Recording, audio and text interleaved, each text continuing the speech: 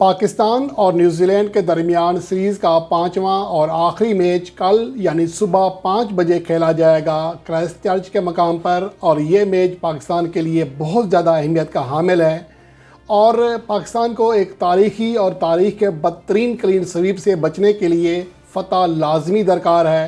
اور اس کے علاوہ پاکستان کی جو پلینگ 11 ہے، جو آخری تجربہ ہے، وہ کیا ہونے جا رہا ہے اور اوپننگ میں کیا تبدیلی ہو سکتی ہے، اور پاکستان کی باقی پلینگ 11 میں کیا کیا تبدیلیاں ہو سکتی ہیں، اس کے اوپر بات کریں گے۔ لیکن اس سے پہلے آپ کو اہم اپڈیٹ دوں، شعیب ملک جس نے اپنی دوسری شادی بھی کر لی ہے، وہ تاریخ کے دوسرے کھلاڑی بنے ہیں جو کہ T20 میچز میں 13,000 رنز مکمل کرنے میں کامیاب رہے۔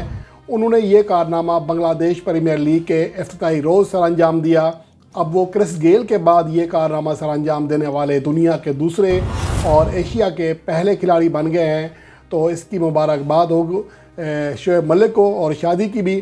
اور اس کے علاوہ اب پاکستان ٹیم کے اوپر بات کرتے ہیں کہ پاکستان کی ٹیم کے ساتھ جو مین مسئلہ تھا وہ یہ تھا کہ اوپننگ جوڑی چینج کی جائے، جاہر مزاجی لائی جائے، اور اس میں ہم بری طرح بدقسمتی سے ناکام رہے ہیں۔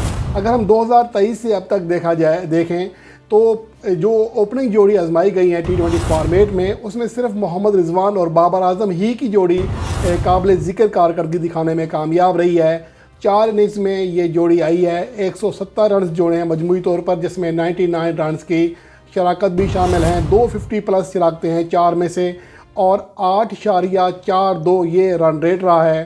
اور اس کے مقابلے میں اگر دیکھا جائے، سیم ایوب اور رضوان کی جوڑی نے 8.44 کے اسٹرائک ریٹ سے رنز کیے ہیں، لگ بھگ وہی اسٹرائک ریٹ ہے جو کہ بابر اعظم اور رضوان کا ہے، لیکن ایوریج 42 کے بجائے 17 رن فی اننگز ہے، اور 33 کی ہائیسٹ جو شراکت ہے قائم ہوئی ہے، اور برابر اننگز میں شراکت کرنے کے باوجود صرف 69 رنز کیے ہیں، جو کہ بابر اعظم اور رضوان کی جوڑی کے مقابلے میں آدھے ہیں۔ اس کے علاوہ جو تیسری جوڑی تھی وہ محمد حارث اور سیم ایوب کی تھی، 3 بار انہیں موقع ملا، صرف 20 رنز جوڑے، 17 ان کی بیسٹ پارٹنرشپ تھی، 6 رن فی پارٹنرشپ کی ایوریج، اور 4.44 کا رن ریٹ رہا، جو کہ بہت کم ہے۔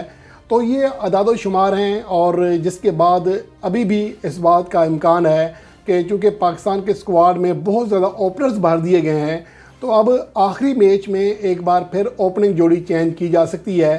اور یہاں پر میں یہ کہوں گا کہ سیم ایوب کو اب آخری میچ بھی کھلانا چاہیے، اور انہیں کہنا چاہیے کہ اب اپنا نیچرل گیم کھیلیں، کیونکہ آپ کو یہاں پر جو لایا گیا ہے وہ اس لیے نہیں لایا گیا جس طرح آخری میچ میں وہ ان کو سمجھ نہیں آ رہی تھی کہ وہ بیٹ تک نہیں اٹھا رہے تھے، وہ روکنے کی کوشش کر رہے تھے، اور روکتے روکتے آؤٹ ہو گیا، وہ ٹک ٹک کرتے کرتے آؤٹ ہوئے ہیں، کوئی بڑی شاٹ کھیلنے کی کوشش تک نہیں کی ہے۔ تو اگر اس طرح کھیلیں گے، اپنے نیچرل گیم سے ہٹیں گے، تو ظاہر سی بات ہے پھر وہ کامیاب نہیں ہو سکیں گے۔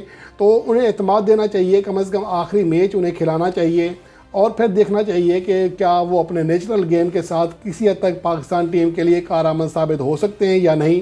اور اس کے علاوہ صاحبزادہ فرحان کے حوالے سے بھی ہے کہ انہیں جو موقع ملا ہے وہ ان کی اصل پوزیشن پہ نہیں ملا، لیکن انٹرنیشنل کرکٹ میں خیر اتنا بڑا فرق نہیں ہوتا، کیونکہ وہ جس طرح کھیلے ہیں تو ایک نا امیدی سے ہوئی ہے۔ لیکن اس کے باوجود اگر کچھ لوگوں کا اعتراض ہے کہ انہیں اپنی اصل پوزیشن پہ کھیلنے کا موقع نہیں ملا، تو انہیں بھی اوپننگ کرا دیں، یعنی کہ آخری میچ میں رضوان کو آپ نیچے بھیج دیں، یا انہیں آپ ریسٹ دے دیں، اعظم خان کو لیں اور سیم ایوب اور صاحبزادہ فرحان اوپننگ کر لیں، تو یہ میرے خیال میں بیسٹ آپشن ہوگا چانس دینے کے حوالے سے۔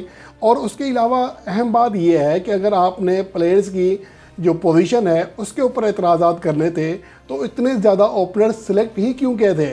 آپ دیکھیں کہ 6 اوپنرز ہماری ٹیم میں، ہمارے اسکواڈ میں ہیں، تو ظاہر سی بات ہے 6 کے 6 تو اوپننگ کرنے نہیں جا سکتے۔ تو یہ چیزیں پہلے سوچنا چاہیے تھیں جب اسکواڈ کا اعلان کیا جا رہا تھا۔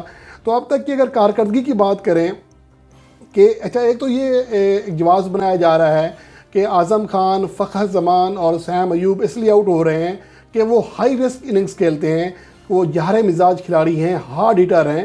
تو ایک تو یہ ایک منطق جو ہے مجھے سمجھ نہیں آتی ہے، اگر وہ اتنی زیادہ ہائی رسک کرکٹ کھیلتے ہیں تو ان کا اسٹرائک ریٹ بہتر ہونا چاہیے تھا۔ اور یہاں پر دیکھیں بابر اعظم نے 200 رنز کیے 158.73 کے اسٹرائک ریٹ سے، رضوان نے 146 رنز کیے ہیں 143 کے اسٹرائک ریٹ سے، فخر زمان نے 93 رنس کیے ہیں 155 کے سٹرائک ریٹ سے. محمد نواز نے 204 کے سٹرائک ریٹ سے بیٹنگ کی ہے. حالانکہ ان کی جو 3 چھکے تھے گزشتہ میچ میں اس کی وجہ سے ان کا سٹرائک ریٹ بڑا ہے. اس کے علاوہ افتخار احمد کا سٹرائک ریٹ 90 ہے جو کہ ون ڈے فارمیٹ میں عموماً ہوتا ہے, اور سیم ایوب کا سٹرائک ریٹ 130 ہے. اعظم خان کا سٹرائک ریٹ 115 ہے. تو پھر کیسے کہہ سکتے ہیں کہ یہ ہائی رسک کھیلنے والے اننگز کھیلنے والے کھلاڑی ہیں, ہارڈ ہٹر ہیں؟ اگر یہ ہارڈ ہٹر ہوتے تو ان کا سٹرائک ریٹ کم از کم 200 سے اوپر تو ہوتا.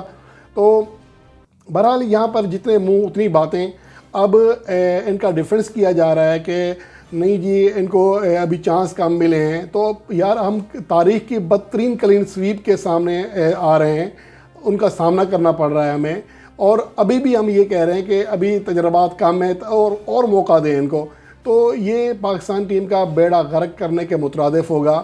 اب اس بات میں کوئی شک باقی نہیں رہا کہ پاکستان کی جو بیٹنگ لائن ہے وہ بابر اعظم اور رضوان کے گرد گھومتی ہے T20 فارمیٹ میں. اس بات کو جتنا جلدی اگر انسان سمجھ جائے تو اتنا ہی بہتر ہوگا. تو یہاں پر اگر آپ کو ہارڈ ہٹر چاہیے تو انہیں چاہیے کہ وہ اپنی اننگز بلڈ کریں, اپنا کردار ادا کریں. یہ نہیں کہ آپ رضوان اور بابر اعظم کو چھیڑیں, آپ ان کا کردار اپنا رکھیں, ان کا الگ کردار دیں.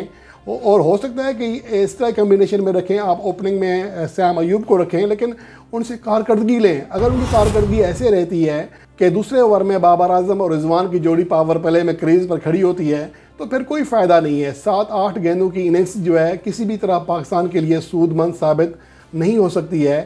اور یہ بات پاکستان کرکٹ کے حوالے سے میں نے بارہا کہی ہے کہ پاکستان کی وکٹیں جیسے گرتی ہیں ان کا حوصلہ بھی گر جاتا ہے, ان سے رنز نہیں ہوتے.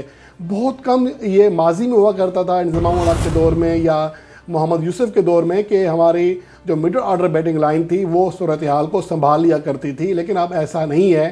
ہمارے جو مڈل آرڈر 2 ہی اسپیشلسٹ ہیں اعظم خان اور افتخار احمد, ان کی کارکردگی آپ کے سامنے ہے. اس سے پہلے خوشدل شاہ, آصف علی, حیدر علی, ان کو آزمایا گیا, ان کی کارکردگی بھی آپ کے سامنے ہے. کوئی پرفارمنس نہیں دے رہا تھا. تو ان صورتحال میں مجھے تو پھر یہی لگتا ہے کہ پھر شعیب ملک ہی کو لے آئیں واپس. ظاہر سی بات ہے پھر بیک جانا پڑے گا آپ کو. T20 ورلڈ کپ 2024 میں اگر آپ نے امید رکھنی ہے تو پھر آپ کو بیک جانا پڑے گا اگر اس طرح کی صورتحال رہتی ہے. تو کیونکہ افتخار احمد کی کارکردگی بھی اس سیریز میں خاصی مایوس کن رہی ہے, بابر اور اعظم خان نے بھی مایوس کیا ہے, اور کسی حد تک سیم ایوب نے بھی مایوس کیا ہے. تو یہ چیزیں ہیں جس کی وجہ سے پاکستان ٹیم کچھ تبدیلیوں کے ساتھ میدان میں جا سکتی ہے. اور اگر پاکستان کے بولرز کی بات کریں تو بولرز بھی بری طرح ناکام ہیں. گو کہ محمد وسیم جونیئر اور زمان خان کا جو اکنامی ریٹ ہے وہ 9 رن فی اوور سے نیچے ہے, لیکن انہیں وکٹیں حاصل کرنے میں بہت زیادہ مشکلات کا سامنا ہے. اور اگرچہ حارث روف نے اور شاہین افریدی نے 7 وکٹیں لی ہیں لیکن ان کے خلاف بہت زیادہ رنز بنے ہیں. 10.5 رن فی اوور سے زیادہ حارث روف کے خلاف بنے ہیں اور 9.5 رن فی اوور سے زیادہ اکنامی ریٹ سے شاہین افریدی کے خلاف رنز بنے ہیں. تو اب اگر عباس افریدی فٹ ہوتے ہیں تو انہیں آخری میچ کھلانا چاہیے حارث روف کی جگہ پر. تو اس لیے پاکستان کی جو ممکنہ پلینگ 11 بنتی ہے آخری میچ کے لیے اس میں صاحبزادہ فرحان کو اور سیم ایوب کو اوپنر بھیجنا چاہیے. اس کے علاوہ بابر اعظم اور فخر زمان تیسرے اور چوتھے نمبر پر کھیلیں گے. محمد رضوان کو اگر ریپلیس نہیں کیا جاتا تو انہیں 5ویں نمبر پر کھلایا جا سکتا ہے. اگر انہیں آرام دے کر اعظم خان کو لایا جاتا ہے تو پھر یہاں پر افتخار احمد کھیل سکتے ہیں. پھر اس کے بعد اعظم خان ہیں, محمد نواز ہیں, وسیم جونیئر ہیں, شاہین افریدی ہیں, اور اگر عباس افریدی فٹ ہیں تو یہاں کھیلیں گے 10ویں نمبر پر حارث روف کی جگہ پر. نہیں تو پھر حارث روف کے ساتھ جانا پڑے گا, جبکہ 11ویں نمبر پر زمان خان کے رہنے کا امکان ہے.